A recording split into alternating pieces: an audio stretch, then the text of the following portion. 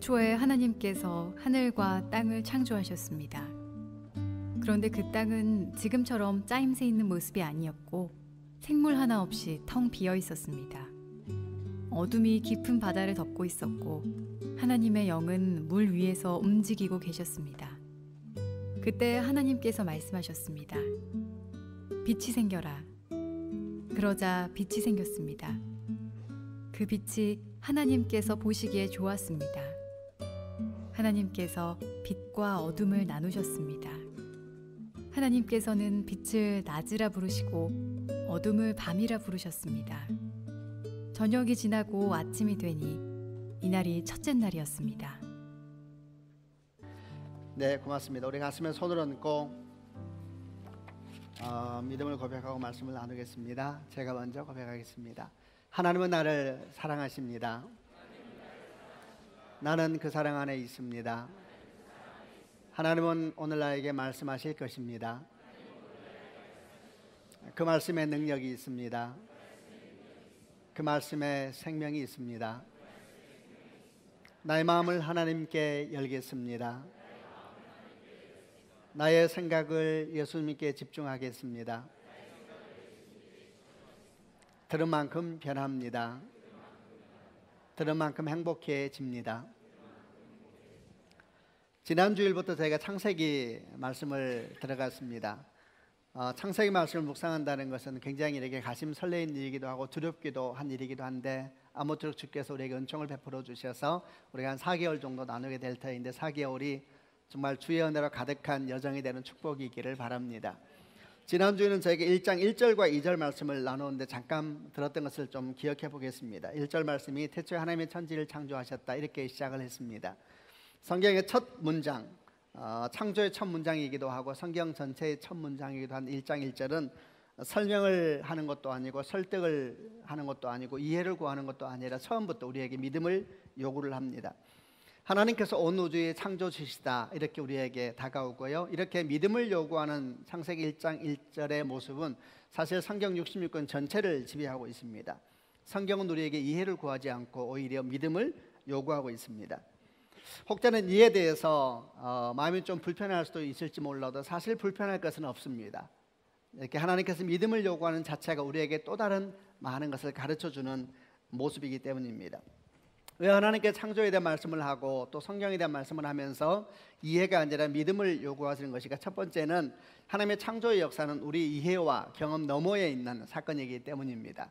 창조라는 말 자체가 무에서 유를 만드는 하나님의 역사라 그랬는데 시간과 공간 그리고 물질까지 그리고 우리 존재까지 포함하는 창조의 역사를 시간 속에 있고 공간 속에 있는 우리들은 사실 제대로 이해하지 못합니다.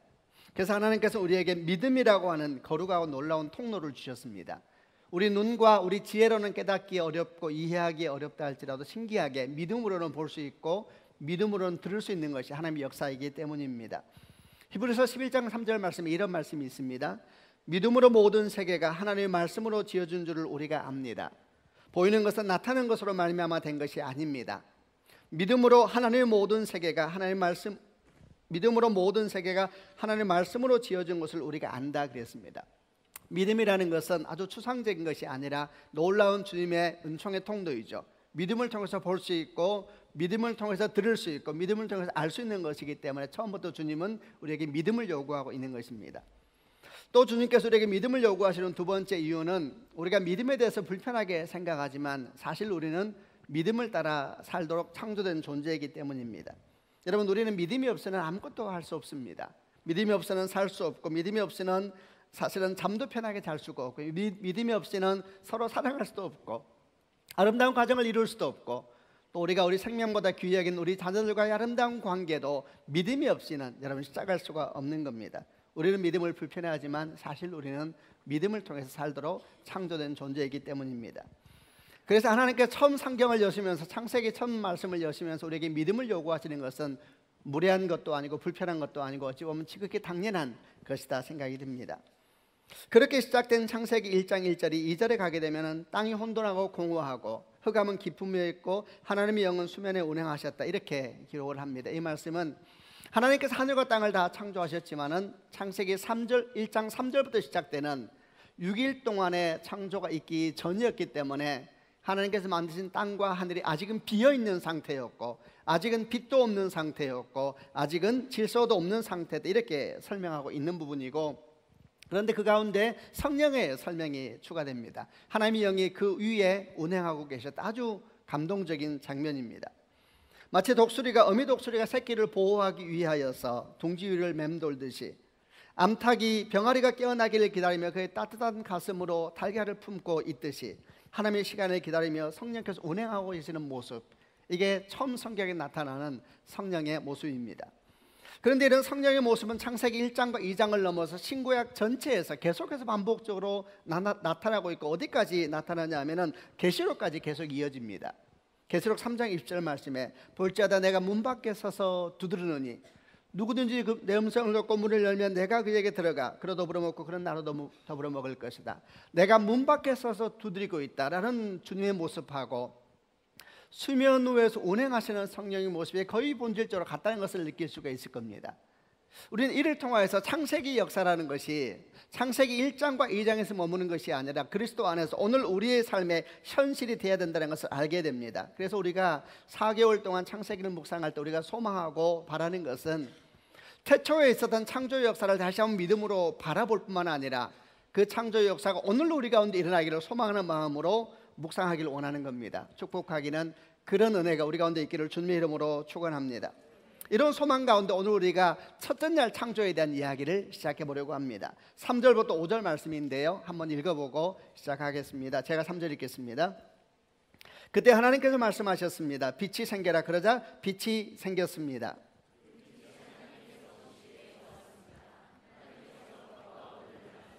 5절 계속 읽겠습니다. 빛을 낮이라 부르시고 어둠을 밤이라 부르셨습니다. 저녁이 지나고 아침이 되니 이날이 첫째 날이었습니다. 그때 하나님께서 말씀하셨습니다. 이러면서 이제 우리가 소위 말하는 6일 동안의 창조의 역사가 시작이 됩니다. 그때라는 건 언제냐면은 창세기 1장 1절과 2절 뒤란 이야기입니다. 하나님께서 하늘과 땅을 만드셨지만 아직은 채워지지 않았고, 아직은 빛도 없고, 아직은 혼란스러운 그런 상황 가운데서 이제 주님께서 그 가운데 채워가시는 역사를 해 나가시는데, 첫 번째 하신 일이 빛이 생겨라, 빛이 있으라, 그러니까 빛이 생겼다, 이렇게 설명을 합니다. 이 빛은 태양빛이 아닙니다. 태양은 넷째 날 만들어지거든요. 눈에 보이는 태양빛보다 더 근원적인 빛이 있다는 걸 가르쳐 주지요. 눈에 보이는 빛이 없어진다 하더라도 그리스도 안에서 우리들은 보이지 않는 빛이 있는 것을 믿는 백성들입니다. 빛이 있으라 하시면 빛이 있었고 그 빛이 주님 보시기에 좋았다 이랬는데, 이 빛은 온 우주를 비추는 빛이고, 사실 주님의 첫날에 이렇게 빛을 만드시는 말미암아 혼돈하고 공허하고 그리고 어둡고 불안정한 지구에 생명이 이렇게 정착할 수 있는 환경을 만들기 시작한 것입니다. 그리고 빛과 어둠을 나누셔서 빛을 낮이라 칭하시고 어둠을 밤이라고 부르셨습니다. 아주 재미있는 상황입니다. 태양이 나오기 전이라 그랬습니다. 여러분, 태양이 낮과 밤을 구별하는 것이 아닙니다. 빛 대신 예수 그리스도, 빛 대신 주의 은총의 역사가 낮과 밤을 구별하는 게 되는 것이죠. 그전에는 어둠밖에 없었습니다. 그래서 주께서 빛이 있으라니까 빛이 임하면서 어둠과 빛이 분별되기 시작하고, 빛이 임하면서 우리에게 어둠이 보이고 빛이 보이기 시작하는 사건이 생기게 된 거죠. 사실 이 빛이 신약을 사는 우리에게는 그리스도 안에서 우리에게 임하는 것입니다. 요한복음 1장 4절 5절 말씀을 보게 되면 예수에 대한 설명을 하시면서 이런 말씀이 있습니다. 그 안에 생명이 있었으니 이 생명은 사람들의 빛이라. 빛이 어둠의 빛에 대해 어둠에 깨닫지 못하더라. 이러면서 예수 그리스도가 그리스도 안에서 새로운 창조를 시작하는 참 빛이다, 이렇게 우리에게 가르쳐 주고 있는데, 이런 역사가 창조의 첫째 날 일어나게 되는 거죠. 우리가 예수를 모실 때에 우리 인생의 새로운 창조가 시작되는 것도 같은 원리입니다. 그런데 5절 말씀을 보게 되면 아주 좀 주목할 만한 말씀이 있는데, 1절 첫째 날 창조에 저녁이 지나고 아침이 되니 첫째 날이니라 이러면서 첫째 날, 둘째 날 이 일수가 나오기 시작합니다. 그래서 어떤 사람이 이렇게 질문합니다. 아니, 태양이 만들어지기 전인데 어떻게 저녁이 되고 아침이 되냐, 이러면서 그 하루라는 것에 대해서 이 하루가 태양이 있고 난 뒤에 하루하고 이때의 하루가 좀 다른 것이 아니겠느냐, 이렇게 생각하는 분도 있습니다. 여러분, 어떻게 생각합니까? 아직 태양이 만들어지기 전인데 저녁이 지나고 아침이 된 첫째 날이다 이렇게 하루 이틀 날을 계산한다는 것이 좀 이상한 것이 아닌가, 이런 질문에 대해서 어떻게 여러분 생각됩니까? 사실 이 본문은 어려운 본문은 아닙니다. 생각해보면 하루라는 것은 태양 때문에 만들어지는 시간은 아닙니다. 태양이 뜨고 태양이 질 때에 하루가 계산되는 것이 아니고, 그렇게 계산한다면은 북극이나 남극처럼 백야가 몇 개월씩 가는 나라 같은 경우에는 날수 계산을 못하게 되겠죠. 하루라는 시간의 계산은 태양 때문에 생기는 것이 아니라 지구의 자전 때문에 생기는 겁니다. 지구가 24시간에 한 번씩 스스로 돌지 않습니까? 그걸 기준으로 하여서 하루를 계산한 것이니까. 그래서 어떤 분들은 오히려 이 하루라는 표현을 보면서 뭐라고 말을 하냐면은, 창세기 첫째 날 하나님께서 빛을 만들기 이전에, 창세기 1장 1절과 2절을 보게 되면 하늘과 땅을 만드셨다 그랬는데, 그때 이미 지구를 만드셨고, 이 지구는 물이 덮여 있는 상태였고, 근데 이 지구는 이미 자전하도록 스스로 돌도록 만들어졌을 것이다. 그래서 태양이 있지 않았지만 이미 하루라는 표현이 등장했다, 이렇게 설명하는데 아주 의미 있는 설명이나 생각이 들었습니다. 그래서 그 말씀을 가지고 보게 되면 사실 성경은 처음부터 천동설을 지지하지 않습니다. 과거의 기독교는 모든 것이 지구가 중심이라 그래서 천동설을 주장했었죠. 그렇지 않죠. 성경은 처음부터 지구가 자전하고 있다는 것을 보여주고 있다, 이렇게 설명하고 있는데, 그 설명도 아주 이렇게 귀에 들어오는 설명이었습니다. 아무튼 이런 내용이 이제 첫째 날 빛을 만드는 하나님의 창조의 역사입니다. 이제 이런 과정에서 우리가 한 두 가지 중요한 교훈을 묵상해 보려고 합니다. 첫 번째 묵상은 하나님의 창조는 말씀으로 시작되었다라는 겁니다. 하나님께서 이르시되 빛이 있으라 하시면 빛이 있었다, 이렇게 되어 있는데, 이게 이제 개역 번역인데 쉬운 성경은 하나님께서 말씀하셨습니다, 이렇게 시작을 합니다. 6일 동안 창조가 거의 몇 가지 같은 패턴이 있는데, 그 첫 번째 패턴이 뭐냐 하면 항상 하나님께서 이르시되 이러면서 한 날이 시작이 됩니다. 하나님께서 말씀하셨습니다, 하나님께서 말씀하셨습니다, 하나님께서 말씀하셨습니다, 이렇게 첫날부터 6일까지 쭉 이어지게 되는데, 여기서 이제 우리가 배우려고 하는 교훈입니다. 하나님의 모든 창조는 말씀을 통해서 이루어졌다라는 겁니다. 성경에 나타나는 하나님의 말씀에 대한 설명은 참 여러 가지가 있습니다. 예를 들면 우리가 잘 아는 것처럼 하나님의 말씀은 살았고 운동력이 있다, 자유의 날선 검과 같다, 이런 표현도 나오고요. 또 주의 말씀은 내 발의 등이요 내 길의 빛입니다, 이런 표현도 나오기도 하고, 하나님의 말씀은 꿀송이보다 더 답니다, 이런 표현도 나오기도 하고, 다양한 하나님의 말씀에 대한 표현이 나오는데요, 성경에 처음 나오는 하나님 말씀에 대한 모습은 창조의 능력입니다. 여러분, 주의 말씀에는 창조의 능력이 있음을 믿는 축복이 있기를 바랍니다. 그래서 창조의 모든 과정 가운데 말씀이 항상 등장을 합니다. 주께서 말씀하셨습니다, 이러면서 창조의 역사가 시작됩니다. 말씀이 임할 때 창조의 역사도 임하게 되는 것이죠. 이렇게 묵상을 하다 보면 이제 질문하게 됩니다. 그러면은 하나님의 말씀이 창조의 능력이라면 말씀이 문자가 되어서 임한 이 성경도 창조의 능력이 있는가 질문할 수가 있죠. 여러분 어떻게 생각하세요? 하나님의 말씀이 창조의 능력이 있다 그랬는데, 그러면 말씀이 문자가 되어서 주어진 이 성경도 우리에게 창조의 능력으로 임할 수가 있는 겁니까? 여러분 결론은 아멘입니다. 만약 우리가 이 말씀을 대하면서 문자가 아니라 정말 주를 향한 믿음으로 이 말씀을 진지하게 대하고 이 말씀을 마음에 심고 삶에 심으면서 살아가기 시작한다면 정말 주의 때에 이 말씀이 창조의 능력이 되어서 우리 가운데 임하게 될 줄로 믿습니다. 이렇게 말씀이 우리에게 창조의 능력으로 임하는 것에 대해서 잘 보여주는 설명 중 하나가 누가복음 1장에 있는 사건인데, 이 말씀을 통해서 조금 더 묵상을 해보겠습니다. 누가복음 1장 30절부터 33절에 있는 말씀입니다. 제가 먼저 30절 읽겠습니다. 천사가 마리아에게 말했습니다. 마리아야, 두려워하지 마라. 하나님께서 네게 은혜를 베푸신다.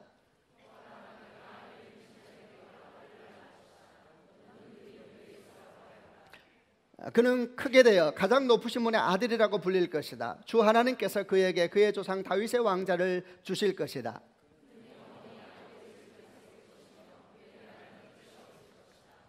어느 날 천사가 마리아에게 나타났습니다. 그리고 하나님 말씀을 전합니다. 근데 그 말씀을 마리아는 이해할 수가 없었습니다. 너무나 놀라운 말씀이었거든요. 하나님께서 네게 은혜를 베푸시는데 네가 아이를 갖게 될 것이다. 그리고 그 아이의 이름은 예수라고 하여라. 이렇게 이제 하나님의 말씀이 그에게 임한 겁니다. 근데 마리아가 도대체 이해할 수도 없고, 그리고 이해를 떠나서 청천벽력 같은 말씀이었죠. 그러니까 마리아가 이렇게 답합니다. 나는 남자를 알지 못하는 처녀인데 어떻게 내게 이런 일이 일어날 수가 있단 말입니까? 이렇게 말을 하자 천사가 더 또 놀라운 얘기를 합니다. 성령이 네게 내려오시고 가장 높으신 분의 능력이 너를 감싸 주실 것이다. 태어날 아이는 거룩한 분 하나님의 아들이라고 불릴 것이다. 성령이 네게 내려오시고, 아직 사도행전 2장에는 성령 강림 사건 있기 전입니다. 성령이 네게 내려오시고, 이게 무슨 말인지 몰랐을 거예요. 가장 거룩한 분의 능력이 너를 감싸 주실 것이다. 태어날 아이는 거룩한 분 하나님의 아들이라고 불릴 것이다. 그리고 난 다음에 뭐라고 덧붙이냐면 네 친척 엘리사벳도 나이가 많지만 임신했다. 하나님께서는 하지 못하실 일이 없다. 이렇게 이야기를 합니다. 지금 천사가 마리아에게 하나님의 말씀을 전하고 있는데 도대체 이해가 되지 않는 말씀을 합니다. 딱 한 가지만 알 수 있는 이야기였죠. 네 친척 엘리사벳을 보아라. 6개월 전에 엘리사벳이 세례요한을 임신한 상태였거든요. 엘리사벳도 아이가 날 수 없는 늦은 나이였지만은 하나님께서 그에게 생명을 잉태하지 않았느냐, 이 얘기를 떠올려 주세요.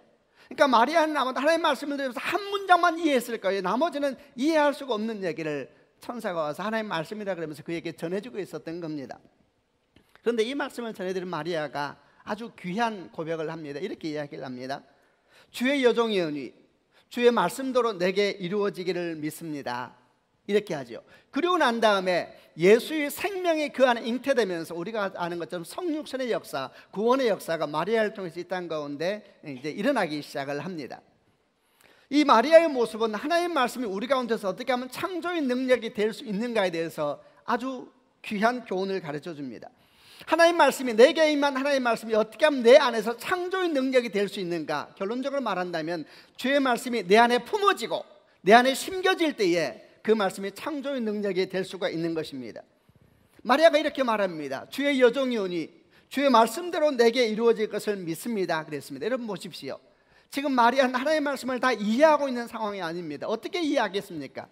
그리고 그 말씀이 자기에게 이루어졌을 때 다가올 위험들, 그 위험에 대한 두려움이 없어진 것도 아닙니다. 말씀이 다 이해되지도 않았고 말씀대로 산다는 것이 얼마나 두려운 일인가에 대한 두려움이 다 없어진 것은 아니었지만 그는 믿기로 결정을 하고 그 말씀을 마음에 받아들이고 그 말씀을 마음에 심은 것입니다. 이것이 중요한 것입니다. 왜냐하면 말씀을 품을 때에 성령의 역사도 시작되기 때문입니다. 아멘 하십시오. 여러분 한번 이런 질문 해보겠습니다. 천사가 와서 마리아에게 하는 말씀을 전했습니다.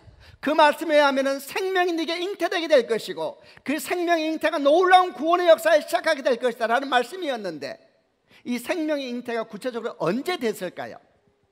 예를 들면 천사가 마리아에게 말씀을 전해주는 순간 마리아의 몸 가운데 생명의 잉태가 됐을까요? 아니면 천사가 말씀을 마리아에게 전해줬을 때에 그 말씀을 붙잡고 마리아가 고민할 때에 마리아의 몸속에 생명이 시작됐을까요? 아니면 그것도 아니라면 천사가 말씀을 전해주고 고민하고 난 뒤에 믿음으로 그 말씀을 받아들이기로 결정했을 때에 그 몸에서 생명의 잉태가 시작됐을까요? 아마 대부분은 이해할 것입니다. 여러분 그렇습니다. 말씀을 마음에 품었을 때에 그 말씀은 창조의 능력을 향한 말씀으로 달려가게 되어 있는 것입니다. 아멘이지요. 말씀을 마음에 들을 때 여러분 창조의 역사가 일어나는 것이 아닙니다. 말씀을 붙들고 고민한다 그래서 창조의 역사가 일어나는 것이 아닙니다. 그걸 뛰어넘어서 말씀을 믿음으로 받아들이고 그 말씀을 마음에 품고 살기 시작할 때에 그 말씀을 삶에 품고 살기 시작할 때에 창조의 역사가 일어나게 되는 것입니다. 말씀을 듣는다 할지라도 그 말씀을 분석하기만 하고 쳐다보기만 하고 이야기거리만 삼게 된다면 여러분 그에게 말씀의 능력은 창조의 능력으로 결코 임하지 않게 될 것입니다. 여러분 그러므로 주께서 말씀으로 천지를 창조하셨습니다. 아멘이죠. 그 말씀이 문자가 돼서 우리 가운데 주어졌습니다. 이 말씀이 우리에게 창조의 능력으로 임하는 축복이 있기를 바랍니다. 듣는 데서 끝내지 마시고 고민하는 데서 끝내지 마시고 믿음으로 받아들이는 축복이 있기를 바랍니다. 그러면 주께서 때가 되어서 이른 비와 늦은 비를 내려주실 것이고 마침내 뿌리 내리고 열매 맺는 역사를 경험하게 될 줄로 믿습니다. 여러분 그럴 때 말씀은 창조의 능력으로 우리 가운데 임하게 되는 겁니다.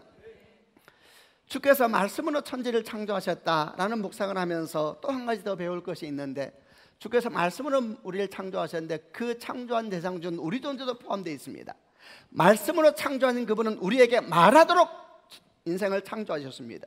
주께서 만드신 존재 가운데 말하는 존재는 우리밖에 없습니다. 우리는 여기서 또 하나의 교훈을 찾아야 됩니다. 우리 입의 말이 몹시 중요할 수 있겠구나 라는 묵상을 시작해 볼 수가 있습니다. 여러분 실제로 맞습니다. 주 예수 그리스도 안에서 우리 말이 굉장히 중요합니다. 사도행전 2장을 보게 되면 성령이 임하실 때에 처음 성령께서 하신 역사가 제자들의 혀를 붙잡았다는 것은 진지하게 생각해야 됩니다. 성령이 처음 임하실 때에 성령은 제자들의 혀를 붙잡으셨습니다. 그리고 제자들이 하고 싶은 말을 하고 사는 인생이 아니라 주께서 그 입을 통해서 하시고 싶은 말씀을 하도록 강권적으로 일하셨습니다. 이런 강권적인 방언의 역사가 초기에 그렇게 나타났습니다.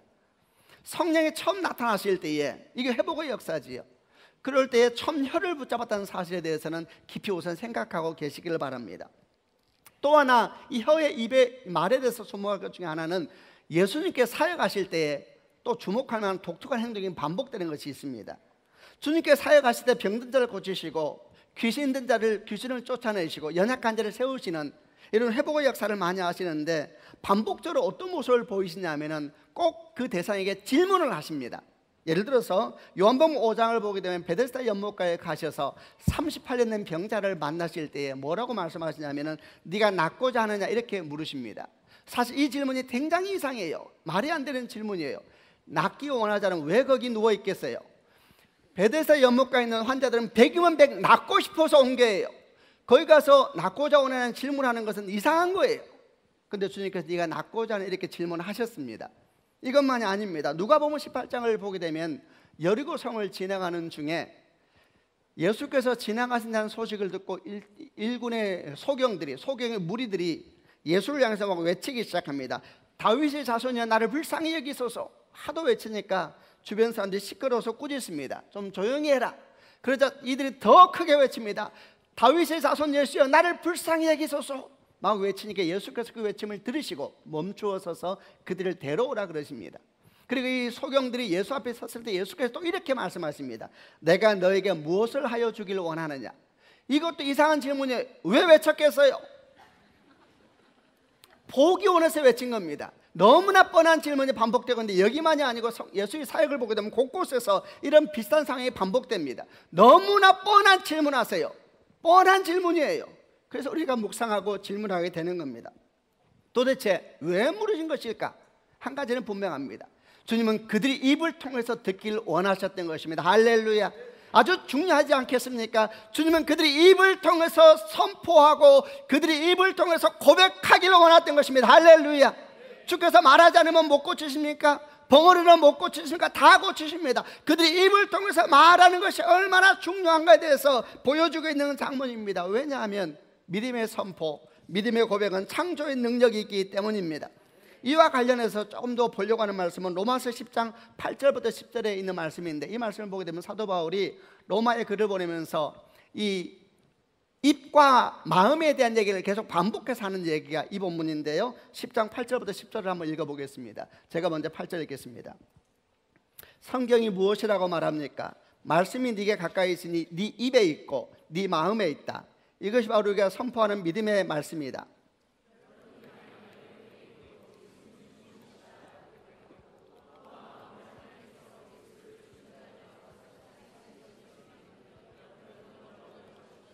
여러분 마음으로 믿어 의롭다함을 얻으며 입으로 고백하여 구원을 얻습니다. 8절, 9절, 10절에 같은 말이 계속 반복됩니다. 말씀이 네게 가까이 있으니 네 입에 있고 네 마음에 있다 이렇게 이야기를 합니다. 입으로 주님을 고백하고 마음으로 믿으면 구원을 얻을 것이다. 마음으로 믿어 의롭다함을 얻고 입으로 고백해 구원을 얻는다. 유명한 말씀이죠. 마음으로 믿어 의에 이르고 입으로 고백하여 구원을 얻는 일 이렇게 이야기를 하십니다. 이게 질문하게 되죠. 그러면 입으로 고백하지 않으면 구원이 안 옵니까? 그럼 말 못하는 사람은 어떻게 해요? 입으로 고백 안 하고 눈으로 시인하면 어떻게 해요? 제가 어느 날 병원 신방을 갔는데 아주 연세가 많은 분이셨는데 제가 신방을 한 며칠 뒤에 소천하셨는데 자녀들이 복음을 전해달라고 그래서 제가 들어가서 복음을 전하는데 이분이 말을 못하세요. 근데 들으세요. 그래서 말씀을 했습니다. 아버님, 제가 예수님에 대해서 아버님에게 전하려고 합니다. 제가 전하는 것이 믿어지면 눈을 한번 깜빡해 주시길 바랍니다. 제가 지금 말하는 게 들립니까? 그러니까 눈을 깜빡하시더라고요. 그래서 제가 이제 복음을 전했어요. 아버님, 제가 말한 예수님이 믿어지십니까? 눈을 깜빡이더라고요. 그래서 한 번 더 제가 또 그냥 우연히 깜빡할 수도 있으니까 제가 한 번 더 여쭤봤죠. 다시 여쭤보겠습니다. 제가 말하는 것이 믿어지십니까? 또 눈을 깜빡이더라고요. 자, 이 사람은 입으로 고백하지 않았고 눈만 깜빡했으니 어떻게 해야 되나요? 또는 고개를 끄덕이면서 시인하면 어떻게 될까요? 여러분, 다 구원받는 것입니다. 입으로 고백에만 구원받는 것이 아니라 눈으로 깜빡여도 구원을 받고, 고개를 끄덕여도 구원을 받고, 글로 써서 예수의 주되심을 고백해도 구원을 받는 것입니다. 아멘이죠.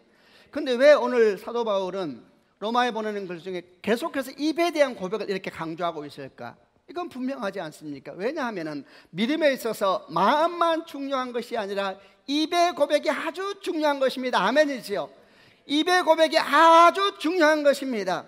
여러분, 입술의 고백은 하나님의 능력을 가져오는 거룩한 통로가 되기 때문입니다. 믿음의 선포를 통해서 창조의 능력이 우리에게 흘러가는 것입니다. 할렐루야, 아멘이죠. 그래서 주님께서 이사야 57장 19절을 보게 되면 이렇게 말씀하셨습니다. 입술의 열매를 짓는 나 여호와가 말하노라. 입술의 열매를 짓는 나 여호와가 말하노라. 이렇게 주님이 당신을 소개하십니다. 히브리서 13장 15절 말씀에 우리가 예수로 말미암아 항상 찬송의 제사를 하나님께 드리자. 이는 그 이름을 증언하는 입술의 열매니라. 예수로 말미암아 찬송의 제사를 하나님께 드리자. 이는 그 이름을 증언하는 입술의 열매니라. 시편 100편 4절 말씀에 감사함으로 그 문에 들어가며 찬송함으로 그 궁전에 들어가서 그에게 감사하며 그의 이름을 송축할지어다. 감사함으로 그 문에 들어가며 찬송함으로 그 궁전에 들어가라. 그래서 전부 다 언어입니다. 언어. 감사하는 것도 언어요, 찬송하는 것도 언어입니다. 감사함으로 그 문에 들어가며 찬송함으로 그 궁전에 들어가라. 이렇게 말하고 있는 것입니다. 여러분, 기억하시길 바랍니다. 처음 창세기 1장에 나오는 첫 창조의 역사는 빛의 창조입니다. 그런데 이 빛을 창조하신 주의 역사가 우리에게 뭘 가르치냐면 말씀을 통해서 창조하셨다는 걸 기억하는 축복이 있기를 바랍니다. 그러므로 우리 또한 이 말씀 가운데 귀를 바짝 기울이고 이 말씀이 여러분에게 창조의 능력의 말씀을 임하는 축복이 있기를 바랍니다. 더 나아가서 믿음을 선포하시길 바랍니다. 창조의 능력이 흘러가게 될 겁니다. 믿음으로 선포하는 것입니다. 할렐루야. 잘 될 것입니다. 주께서 형제를 돕습니다. 두려워하지 마세요. 주께서 함께 하십니다. 주님이 도우시면 계속 가시길 바랍니다. 염려하지 마십시다. 두려워하지 마십시다. 이게 언어의 선포인 겁니다. 이 주 예수 안에서 이 언어가 권세가 있는 것입니다. 할렐루야, 아멘이죠. 제가 이 얘기를 한 것 같은데요, 제가 이전에 교회에 있을 때에 아주 나이 많은 여자 목사님이 계셨습니다. 이분이 순복음교회 출신인데 순복음교회 출신 중에 아주 믿음 좋은 사람이 많더라고요.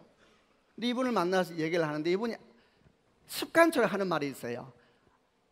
아이고 살겠네, 이런 말을 그렇게 자주 하더라고요. 그래서 처음에 제가 웃었어요. 어디서 배웠나 보다. 아이고 죽겠네 대신에 그 말을 제가 10년을 교제했어요. 10년 동안 똑같이 그 얘기를 하더라고요. 감동이 되더라고요. 이 사람은 되겠구나. 입으로 선포하는 거. 아이고 살겠네. 이분은 지치면 목이 확 가버리는데 저보다 빨리 가요. 근데 이분이 항상 아이고 살겠네, 항상. 그래서 제가 한 10년 되니까 믿음이다. 저건 믿음이다. 믿음대로 될 겁니다. 입이 굉장히 말이 영이라고 해서 말이 영. 하나님께서 말씀으로 천지를 창조하셨습니다. 그리고 그분이 유일하게 우리를 말하는 존재로 만드셨습니다. 무슨 말을 해야 되겠습니까? 창조의 능력이 흘러가는 말을 하는 축복이 있기를 주 예수 이름으로 축원합니다. 두 번째, 첫째 날 창조되는 두 번째 교훈은 하나님의 창조는 삼위 하나님의 관계 속에서 이루어졌다라는 겁니다. 하나님의 창조는 처음부터 삼위 하나님이 함께 일하십니다. 창세기 1장 1절에 태초에 하나님의 천지를 창조하시니라. 이때인지 하나님은 엘로힘이라고 하는 히브리어를 썼는데 성부 하나님을 이야기하지요. 1장 2절은 하나님의 영이 수면에 운행하고 계셨다. 우리는 이것이 성령이라는 것을 압니다. 그리고 3절에 들어가게 되면 하나님께서 말씀하시되 이러면서 말씀이 등장을 하게 되는데 이 말씀은 성자 하나님이라고 요한복음 1장 1절로 3절에 나옵니다. 요한복음 1장 1절로 3절을 같이 한번 읽어보겠습니다. 제가 1절 읽겠습니다. 태초에 말씀이 계셨습니다. 그 말씀은 하나님과 함께 계셨는데 그 말씀은 곧 하나님이셨습니다. 3절 계속 읽겠습니다.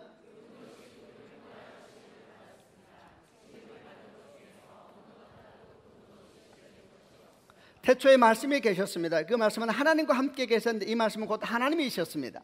그분은 세상에 창조되기도 전에 하나님과 함께 계셨습니다. 이렇게 이야기를 합니다. 성자 예수님이죠. 여러분, 성경의 첫날 창조부터 성부, 성자, 성령은 함께 등장을 하십니다. 우리는 예전에 이런 질문 많이 했었습니다. 창조의 주체가 누구신가?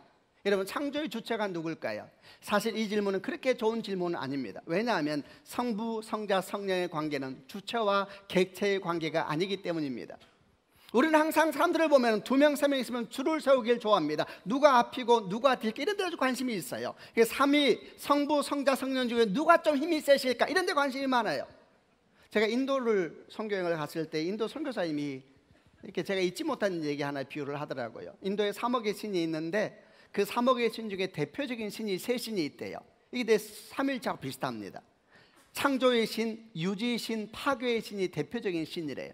근데 그분이 재밌는 얘기 하더라고요. 이 3신 중에 특별히 신경 써서 모셔야 될 신이 있대요. 어떤 신을 좀 더 신경 써야 될까요, 여러분? 창조, 파괴, 유지. 파괴의 신이래요. 왜 그러냐 그러니까 창조하고 유지의 신은 성품이 좋으시대요. 근데 파괴는 다 깨고 부순대요. 그래서 신경 써서 모셔야 된대요. 아주 우상적이며 세상적인 신상이죠. 여러분, 성부, 성자, 성령은 주체와 객체의 관계가 아닙니다. 줄 세울 관계가 아닙니다. 저와 여소 목사 공무원 목회하는데 사람들이 별 질문을 많이 해요. 신기한 질문, 상상도 못할 질문도 많이 해요. 사람들이 항상 줄을 세우려고 하지요.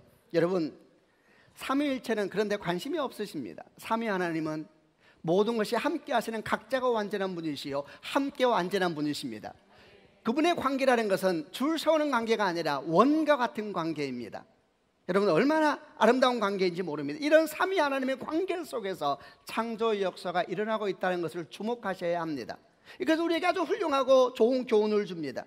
하나님의 창조는 건강한 관계 속에서 일어난다는 교훈입니다. 아멘이지요. 삼위 하나님의 건강한 관계 속에서 창조의 역사가 시작되었던 것처럼 우리와 하나님의 건강한 관계 속에서 그 창조의 역사는 흘러오게 되어 있는 것입니다. 아멘이죠. 그것만이 아닙니다. 하나님과 우리의 건강한 관계가 또 흘러넘쳐서 우리와 우리의 건강한 관계를 이루기 시작할 때에 창조의 역사는 계속해서 확장돼서 흘러가게 되는 것입니다. 이는 마치 동심원의 파동과 같은 모습을 가지게 됩니다. 여러분, 그러므로 우리가 하나님의 창조의 역사가 우리의 가정의 역사가 되고 우리 교회의 역사가 되고 우리 삶의 역사가 되기를 원한다면 어떻게 하면 되겠습니까? 관계에 주목해야 되는 것입니다. 이 관계가 아름다워지고 관계가 하나님께서 기뻐하시는 관계가 되면 그 관계 속에서 창조의 역사는 일어나게 되기 때문입니다. 아멘이죠.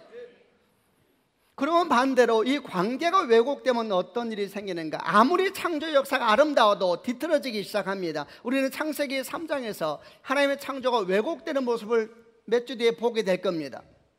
여러분, 창세기 3장 가면 하나님의 창조가 한없이 아름다웠습니다. 기적 한가운데 그들은 살고 있었습니다. 아주 대단했습니다. 그러나 관계가 왜곡되기 시작하자 아무리 화려하고 아무리 위대한 것이 주변에 가득 차 있지 할지라도 다 무너지고 깨어지고 마는 것입니다. 사단은 이를 잘 알고 있었습니다. 사단은 뭘 아는가? 에덴을 무너뜨리기 위해서는 관계를 무너뜨리면 되는 것입니다. 아무리 많은 것을 가지고 있다 할지라도 관계가 무너지게 되면 하나님의 창조의 역사는 끝나는 것입니다. 아멘이죠. 여러분, 교회를 생각해 보시고 가정을 생각해 보시길 바랍니다. 여러분, 축복합니다. 우리 교회 가운데, 여러분 가정 가운데 하나님의 창조 역사가 강물처럼 흐르는 축복이 있기를 바랍니다. 할렐루야. 여러분, 그를 위해서 어떻게 됩니까? 아무리 창조 역사가 아름다워도 관계가 깨어지면 안 되는 것입니다. 여러분, 가정을 생각해 보십시오. 아무리 대단한 것을 가정에 드리고 엄청난 재물을 모으고 엄청난 명예를 모았다 할지라도, 그래서 위대한 사건들이 내 주변에 가득 차 있지 할지라도 관계가 깨어지면 더 이상 거기는 하나님의 땅이 아닙니다. 거기는 무너진 땅이 되는 것이고 창조의 역사는 끝나버리고 마는 것입니다. 그러므로 우리가 우리 가정 가운데 창조의 역사가 강물처럼 흘러오기 위해서는 하나님의 삼위의 관계처럼 우리 가정 가운데 그런 관계가 흐르도록 우리가 기도하고 노력을 해야 되는 것입니다. 아멘이죠. 에베소서 5장이나 6장을 보게 되면 이런 관계가 뭔지를 잘 보여줍니다. 남편은 아내에게 순종하고 아내는 남편에게 순종하고 남편은 아내를 자기 몸처럼 사랑하고 자녀는 부모에게 순종하고 부모는 자녀를 주님의 교훈 관계를 양육하고 이런 모든 관계를 잘 설명해 놓으세요. 이게 삼위일체의 관계거든요. 이런 관계가 가정 내 흐르는 모습을 상상하시길 바랍니다. 여러분, 우리는 가정에서 무엇을 꿈꿔야 합니까? 우리는 여러분 건강한 창조를 생각하기 전에 건강한 관계를 먼저 생각하는 축복이 있기를 바랍니다. 그래서 사람들이 말하고 성경에 말하기를 능력보다 관계가 먼저인 것입니다. 여러분 그런 가정이 되기를 주님의 이름으로 축복합니다. 그럴 때 여러분 꿈꾸십시오. 거룩한 창조의 역사가 여러분과 자녀의 관계 가운데서, 남편과 아내의 관계 가운데서 강물처럼 흐르게 될 줄로 믿습니다. 이건 교회도 똑같습니다. 교회가 하나님의 창조 역사에 대해서 어떻게 해야 되겠습니까? 성부, 성자, 성령의 아름다운 관계성이 교회에 차고 넘쳐야 되는 것입니다. 이런 관계가 흐르고 난 다음에 거기에서 부흥과 회복과 능력의 역사도 뒤따라와야 되는 겁니다. 부흥과 회복의 역사는 열매입니다. 열매가 메인이 되면 공동체가 위험해지는 것입니다. 관계가 중심이 되어 있을 때에 열매로 주는 것입니다. 열매는 나중에 따라오는 것이고 우리가 주 앞에서 교회에서 아름다운 관계를 만들어가는 것입니다. 목사와 장로, 집사와 각 성도들이 위아래의 관계가 아니라 한 사람 한 사람이 지체로서 건강하게 서 있는 관계, 서로의 권위를 존중해주고 서로의 삶을 존중해주는 그런 관계, 서로가 서로를 세워주고 서로가 서로를 채워주는 그런 건강한 관계, 한 사람 한 사람도 아름답지만은 함께함으로써 더 아름다워지는 그런 공동체, 정죄하지 않는 관심, 이용하지 않는 사랑. 여러분 거룩한 꿈을 꿔보십시오. 이런 교회가 이루어지게 된다면 어떤 일이 생기게 되겠습니까? 그럼 그런 관계 사이사이에서 창조의 역사는 일어나게 되는 것입니다. 우리가 해야 될 것은 바로 이렇게 하나님과의 관계에 대한 아름다움을 잊지 않고 나아가는 축복이 있어야 되는 겁니다. 이런 관계 회복이 없이 부흥이나 능력이 임하게 되면 임할수록 위험한 것입니다. 가만히 생각해 보면은 한국 교회의 위기는 어디서 왔을까? 어쩌면은 이런 관계의 깊이보다 부흥이나 능력이 먼저 일어나 보는 것을 아닐까? 그러면 그걸 관리하지 못하면 위기가 오는 것입니다. 저는 주님께서 우리 교회를 축복하여 주시기를 원합니다. 모든 성도들이 한 마음이 되어 성부, 성자, 성령의 아름다운 관계처럼 교회 안에서 그런 관계를 이루어가는 축복이 있을 때에 우리 한 사람 한 사람 가운데 창조의 능력이 강물처럼 흐르게 될 줄로 믿습니다. 이제 말씀을 마무리하겠습니다. 사랑하는 성도 여러분, 주님께 첫날 빛을 만드셨습니다. 축복합니다. 여러분 인생 가운데 빛이 많은 축복이 있기를 바랍니다. 그분이 예수 그리스도이십니다. 두 가지를 기억하십시다. 말씀으로 하나님께서 창조하셨습니다. 아멘이죠. 그 말씀이 여러분 마음 가운데 심어져서 창조의 권능으로 변하는 축복이 있기를 바랍니다. 우리 입술의 말이 아주 귀합니다. 이 말씀으로 생명의 말을 전하고 축복의 말을 하십시다. 부정적인 말이 떠나가고 세상의 말이 떠나가고 유일하게 말하도록 만들어진 존재, 이 입술의 권능이 여러분의 권세가 되는 축복이 있기를 주 예수 이름으로 축원합니다. 창조는 아름다운 관계 속에서 흘러나오는 것입니다. 그러므로 가정을 하나님의 관계로 만들어 가십시오. 자녀를 위해서 무엇을 꿈꿉니까? 부부관계에서 무엇을 꿈꿉니까? 열매는 뒤에 맺히는 겁니다. 사랑하고 격려하고 거룩한 꿈을 꾸십시다. 교회에서 거룩한 꿈을 꾸십시다. 그러면 그런 관계 속에서 창조의 역사가 곳곳에서 일어나게 될 줄로 믿습니다. 그런 축복이 있을지어다. 아멘. 기도하십시다.